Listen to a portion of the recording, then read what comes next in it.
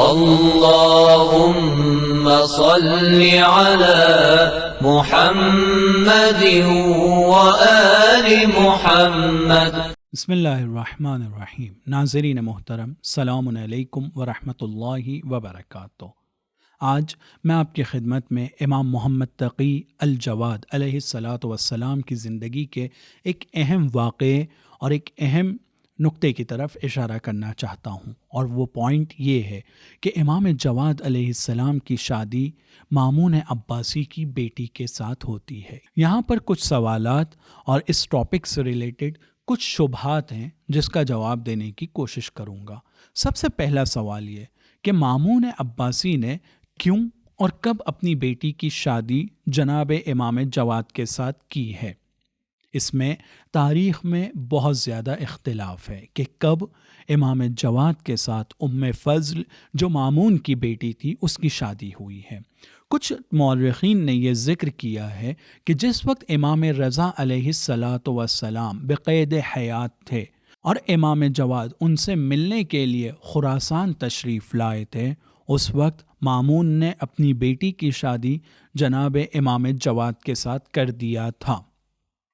لیکن بہت سارے مورخین اس بات کو نہیں مانتے ہیں۔ مورخین میں زیادہ تر افراد کا یہ کہنا ہے کہ امام جواد کی شادی مامون عباسی کی بیٹی کے ساتھ امام رضا کی شہادت کے بعد ہوئی ہے۔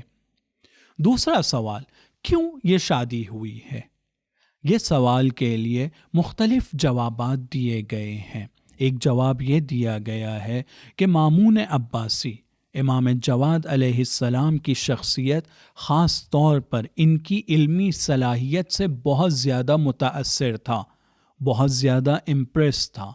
اور اس نے چونکہ امام جواد کو مختلف موقعوں پر آزمایا تھا اور ان کا علمی امتحان لیا تھا، جس کے نتیجے میں مامون عباسی امام سے بہت متاثر ہوا اور متاثر ہو کر اس نے اپنی بیٹی کی شادی امام جواد کے ساتھ کر دی۔ کچھ لوگوں نے جواب میں یہ کہا کہ علمی طور پر ممکن ہے کہ وہ امام جواد سے متاثر ہوا ہوگا، لیکن شادی کا مقصد صرف یہ نہیں تھا، اور شادی صرف اس وجہ سے نہیں تھی کہ وہ امام سے متاثر تھا، بلکہ شادی اس نے امام سے اس لیے کروایا تھا تاکہ وہ کچھ علوی حضرات جو مامون کے خلاف قیام میں مشغول تھے، خاص طور پہ امام رضا کی شہادت کے بعد جو مامون کے خلاف قیام کا ایک سلسلہ شروع ہوا تھا، اس قیام کے سلسلے کو روکا جا سکے۔ اور اسی طرح سے جیسے امام رضا کو اس نے ولایت عہدی کا آفر دیا تھا تاکہ امام رضا کو اپنے نزدیک کر سکے اور علویوں کو یہ پیغام دیا جا سکے کہ میں اہل بیت کا چاہنے والا ہوں،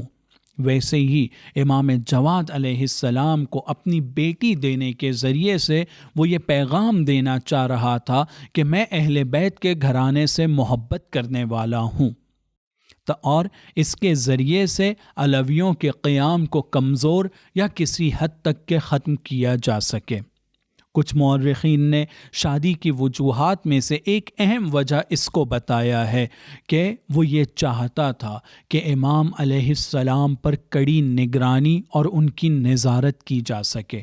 ہر وہ شخص جس سے امام کی ملاقات ان کے گھر میں ہوتی ہے یا کوئی امام کے گھر آتا ہے اور امام کے ساتھ بیٹھتا ہے یا امام کب گھر سے باہر جا رہے ہیں، مامون یہ چاہ رہا تھا کہ پہلے مرحلے میں ام فضل کے ذریعے سے، اور چونکہ یہ اپنے زمانے کی خلیفہ کی بیٹی تھیں، لہٰذا کچھ نگہبان جو ان کے ساتھ تھے، کچھ ان کے خادم جو ان کے ساتھ تھے، ان کے ذریعے سے گھر کے باہر بھی امام پر نگرانی کی جا سکے اور امام پر نظر رکھی جا سکے کہ کس سے ملاقات ہوتی ہے اور کس سے ملنے کے لیے جاتے ہیں اور کن لوگوں سے امام کا رابطہ ہوتا ہے۔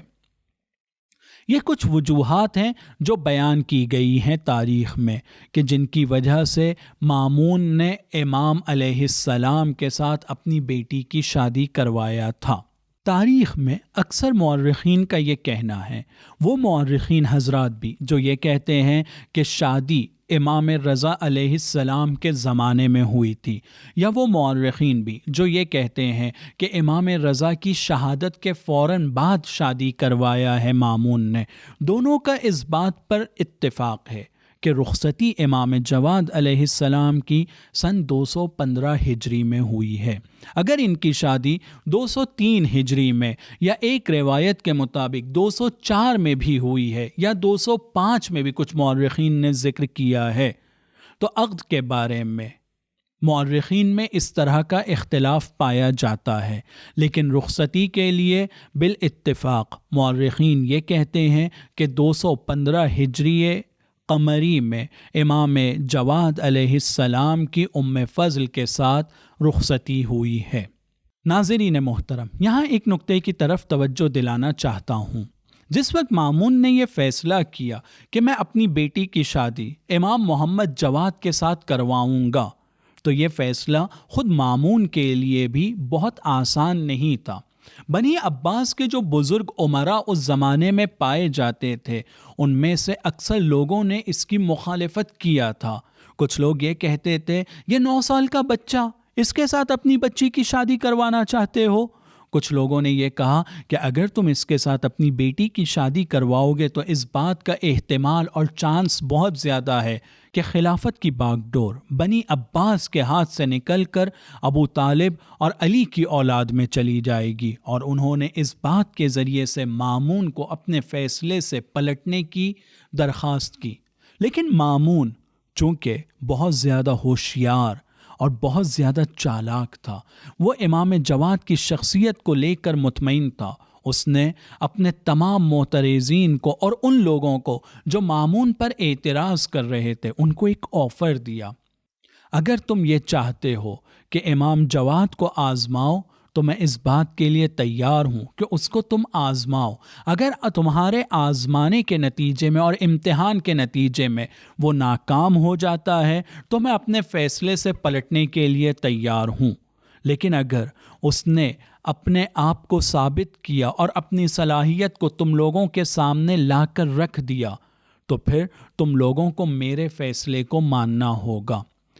ناظرین محترم، اسی وجہ سے امام جواد علیہ السلام کی زندگی میں کچھ خاص ڈیبیٹس اور مناظرات ملتے ہیں۔ یہ مناظرات الگ الگ وقت میں الگ الگ طریقے کے ملتے ہیں۔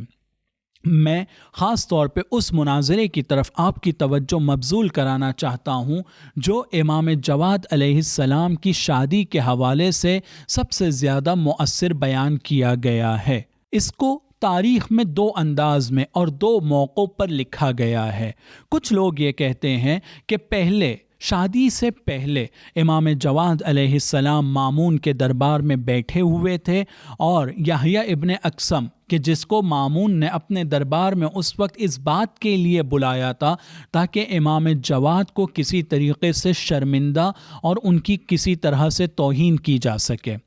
یحییٰ ابن اقسم جو اس زمانے کا عالم کہا جاتا تھا، وہ امام کے سامنے آتا ہے اور امام سے ایک سوال دریافت کرتا ہے کہ اگر ایک شخص جو احرام کی حالت میں ہے، اس نے حرم خدا کے اندر کسی کا شکار کیا تو اس کا کیا حکم ہوگا؟ یہ سوال کا مقصد یہ تھا کہ امام کو کسی طریقے سے شرمندہ کیا جا سکے اور ان کی توہین کی جا سکے۔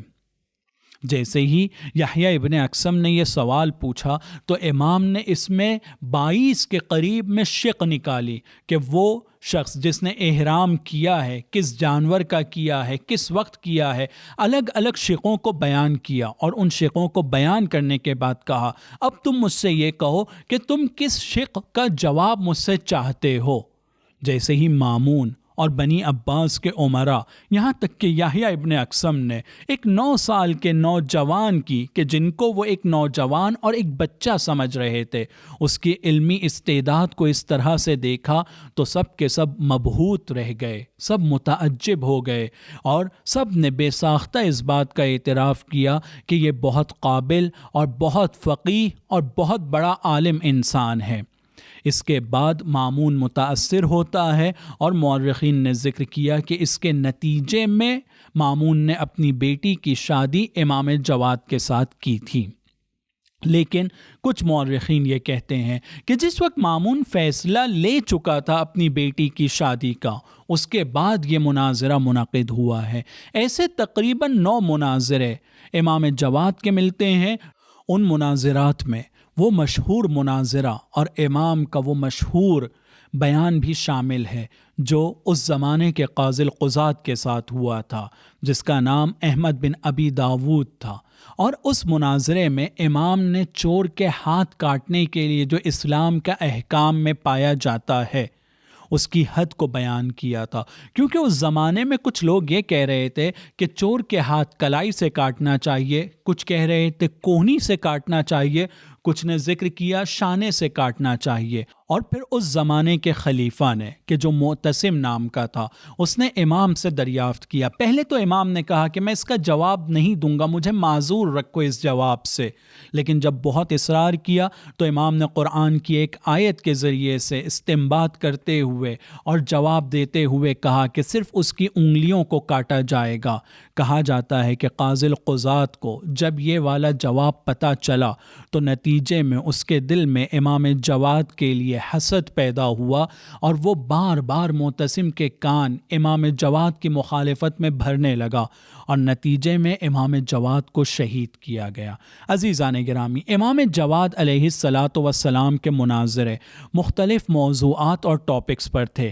حج کے ٹاپک پر تھا، طلاق، سرقت اور چوری کے بارے میں تھا۔ اسی طرح سے امام کے کچھ مناظروں کے علاوہ کچھ بیانات اور کچھ پیغام ہیں جو امام نے اپنے اصحاب کو خطاب کر کے لکھے تھے۔ اس میں امام علیہ السلام نے 12ویں امام کے زمانے میں اور ان کی امامت کے زمانے میں 12ویں امام کے ساتھیوں کی صفات کو بیان کیا تھا، کوالٹیز کو بیان کیا تھا، اور یہ اس بات کی طرف ہمیں متوجہ کرتا ہے کہ امام جواد علیہ السلام کی زندگی میں ان کے اہم کاموں میں سے ایک کام یہ تھا کہ امام زمانہ علیہ السلام کی غیبت کے زمانے کو اور اس راستے کو ہموار کر سکیں، تاکہ اس زمانے میں شیعہ حضرات جب اپنے امام کو بالمشافہہ اور سامنے نہ دیکھیں تب بھی وہ اپنے امام غائب کے اوپر ایمان کو باقی رکھ سکیں۔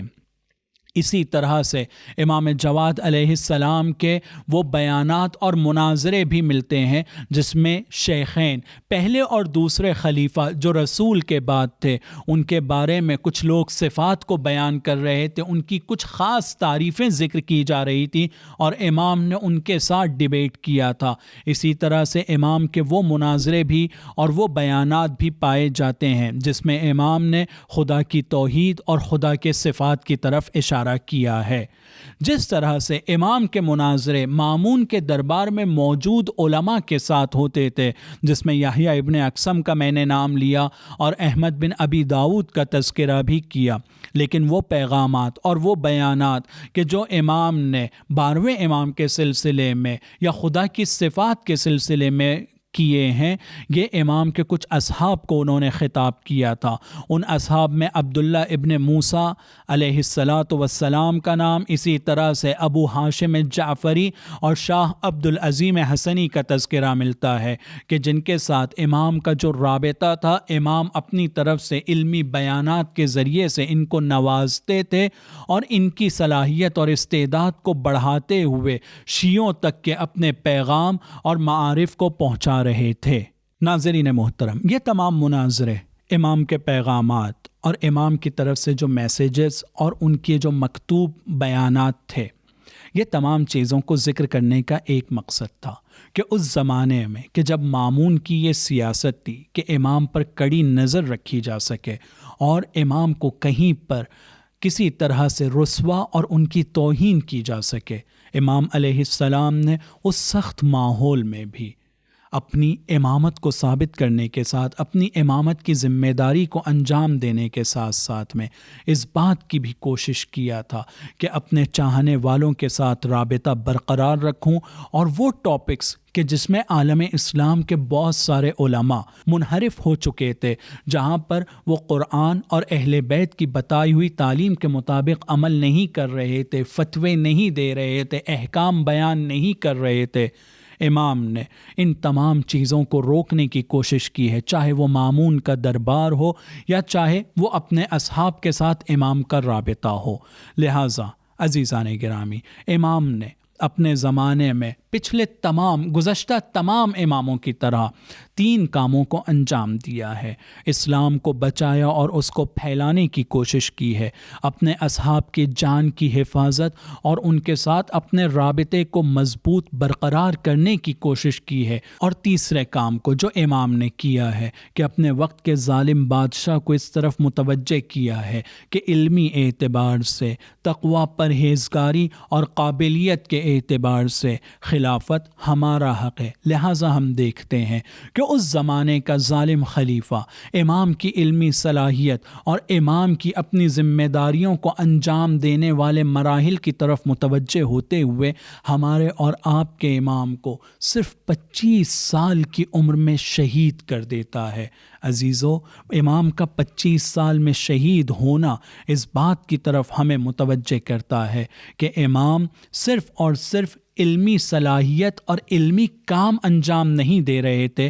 بلکہ اپنے زمانے کے ظالم بادشاہ کے مقابلے میں ایک طرح سے قیام کی صورت میں تھے۔ ورنہ صرف وہ انسان جس کا کام مسجد تک جانا ہو اور جس کا کام لوگوں کی تربیت اور ان کو علم سکھانا ہو، ظالم بادشاہ اس سے نہیں گھبراتے ہیں، ظالم بادشاہ اس کو اپنی راہ میں رکاوٹ نہیں سمجھتے ہیں۔ امام کی علمی صلاحیت، امام کے علمی کام، امام کے علمی روابط اور امام کے ساتھیوں کو دیکھتے ہوئے، امام کی تربیت کے انداز کو دیکھتے ہوئے ظالم کے دل میں ایسی گھبراہٹ تھی کہ اس 25 سال کی عمر میں اس نے امام کو شہید کر دیا۔ عزیزان گرامی، اسی کے ساتھ میں اپنی بات کو تمام کرتا ہوں۔ وآخر دعوانا ان الحمد للہ رب العالمین۔ سبیل میڈیا، قرآن و اہل بیت کا راستہ، کامیابی کا راستہ۔